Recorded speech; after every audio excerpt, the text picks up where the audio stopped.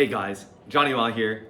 Since the dawn of agriculture, farmers have unknowingly participated in a form of genetic engineering, where they bred specific plants together in order to form an offspring with the desired traits of the parent crops. Now, with the discovery of deoxyribonucleic acid, more commonly referenced as DNA, scientists have gained the ability to thoroughly understand more of the complex nature of genetic engineering. Now, originally, doing experiments involving DNA was prohibitively slow and expensive, which limited the speed of which scientific discoveries could be produced. However, with the eventual mapping of the entire human genome in 2003, and the innovation of new techniques and tools like CRISPR to decrease costs and increase efficiency, the field of genetics began a period of rapid progression. However, with the growth of the field of genetics, scientists have to tread within an undefined gray moral zone, where genetics can prove to either be detrimental or integral to society. Consequently, the governments all around the world should implement better rules and regulations regarding genetic modifications to guide humanity to a better future.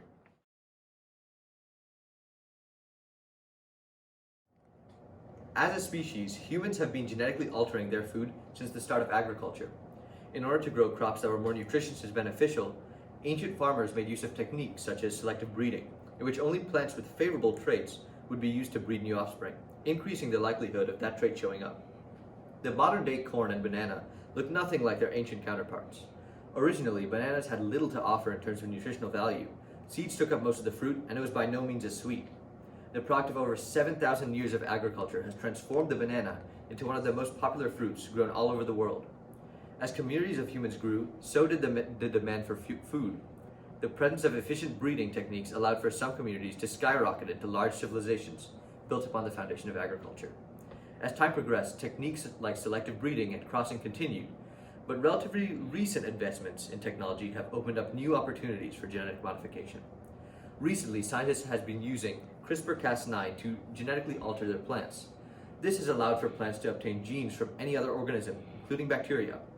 This, paired with an increased awareness of the presence of GMOs, has sparked many anti-GMO movements. But before coming to a conclusion, it is important to analyze both sides of the genetic engineering argument. GMOs have great potential. They can make food more nutritious and keep them resistant to pests and diseases. Doctors Priya and Arslan, both members of Penn Genetics, describe the public's view of GMOs as full of misconceptions. For centuries, people have been eating GMOs, which is basically crossing two plants and getting a new breed or whatever that they just didn't know they were doing it, and they were just doing it and getting better yields, and so having, I think it's a lot more clean now because you know exactly what you're doing. Like, okay, I'm going to modify this specific gene, and then you're going to get better yields, resistance to herbicides, and resistant to flood, all of those things that can feed the growing human population. But you're doing it in such a targeted way that you know you're not affecting any other parts of the genome, just this one specific target. So as long as people are safe with what they're doing and not mislabeling. So I think that GMOs get a bad rap.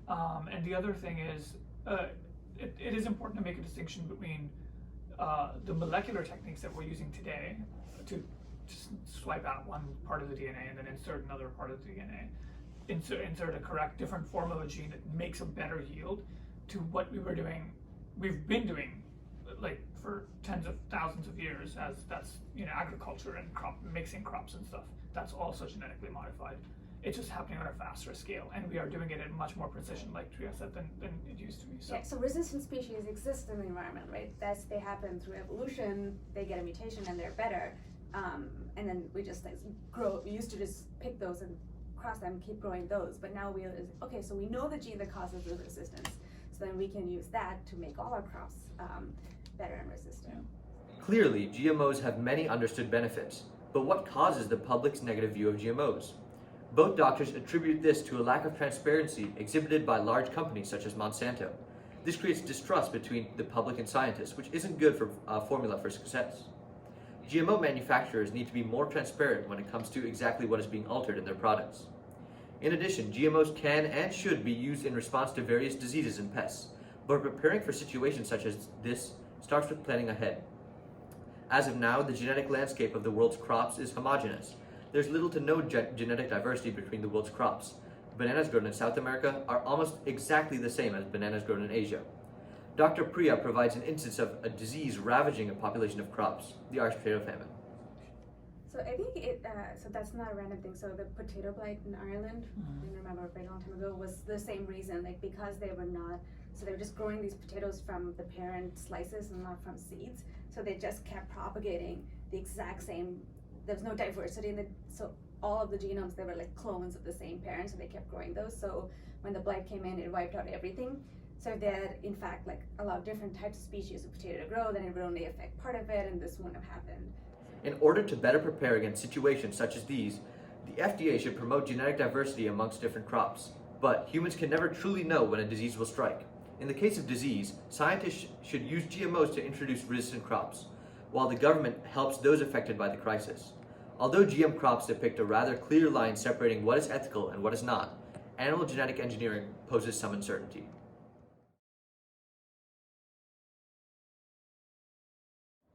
There are benefits and risks associated with genetic engineering, just like most other scientific practices. Through the use of animal gene editing, we can produce desirable qualities in animals in order to obtain favorable results. Cows can be genetically modified to produce more milk, sheep can grow more wool, and animals bred for their meat can be engineered to increase their body mass and do so at a much faster rate. The modifications of genomes in animals can also make them more perdurable to pests and diseases. Genetic engineered cows can become more resistant to mosquitoes, while genetic engineered crops can be altered to survive harsher climates.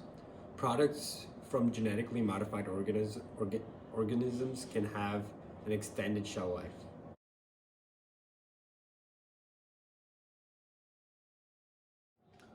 It was only until the discovery of clustered, regularly interspaced short palindromic repeats, or CRISPR-Cas9, did genetic engineering become more widespread. CRISPR-Cas9 can be analogous to a pair of scissors.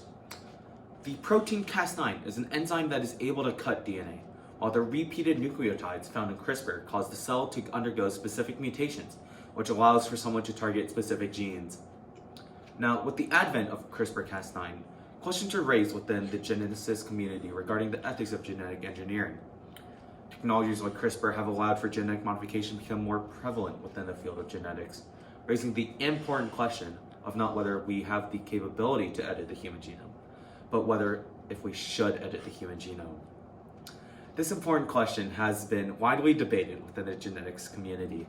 And here's what two geneticists working at the University of Pennsylvania Department of Genetics currently think about the issue of editing the human genome. I don't think there is a standard right answer here.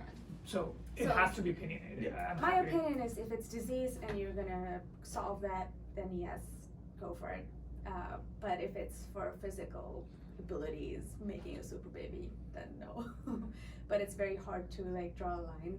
Like stronger babies are going to be healthier, so how is that so much better than like curing a disease or whatever? So it's kind of a gray area, but at the same time, I wouldn't stop research on it. I mean, we shouldn't be actively breeding strong babies, but like getting to the technology where we can be maybe able to is not bad.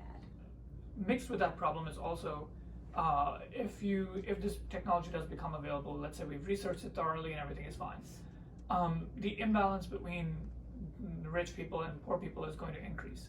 People who can afford to do such things will be able to do so, and people who are poorer. So that will exacerbate the situation that is that something we want in our society? How do we regulate it? I think these are things that we should think about before we start implementing this thing. It's important to understand what the side effects of these things are. When we do clinical trials or develop drugs, it's often done on cells and then mice and then goes to humans, if ever that reaches that stage. And there's a lot of steps that... And regulations. Right, exactly. So I think the regulations and government policies need to be developed to understand what the effects are, fund more research into this, figure out what the side effects are, or if not, before we can implement this. I think we are far from implementing this in humans right now. So,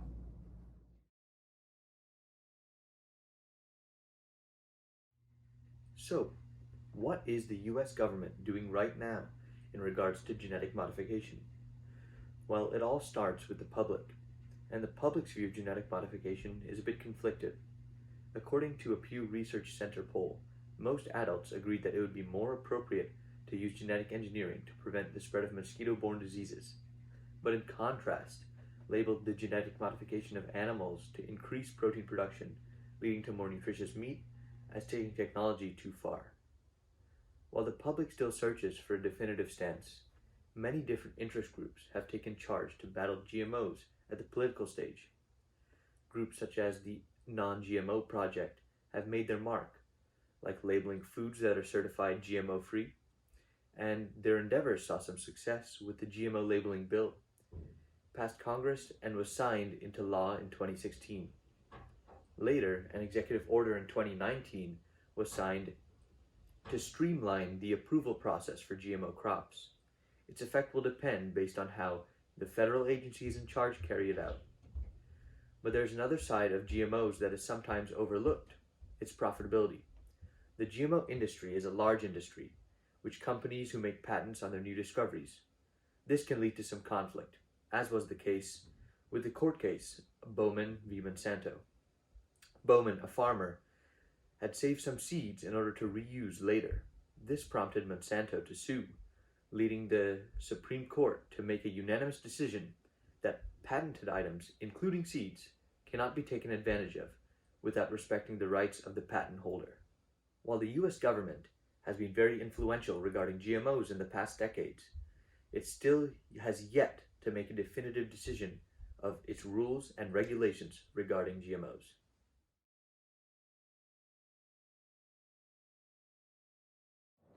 While there are other notable and significant benefits to genetically modified animals and crops, there are undoubtedly several disadvantages of GMOs that bring controversy towards the issue of genetic engineering.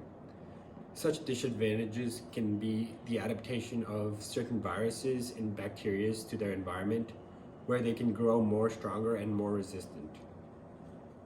Human genetic engineering is also frowned upon when in consideration of the moral and ethical aspect. In any case, genetic engineering is a topic of great controversy.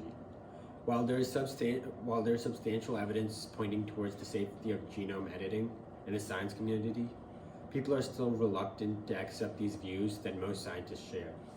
Scientists and corporations need to be more transparent when it comes to exactly what is being modified and exactly what techniques are being used.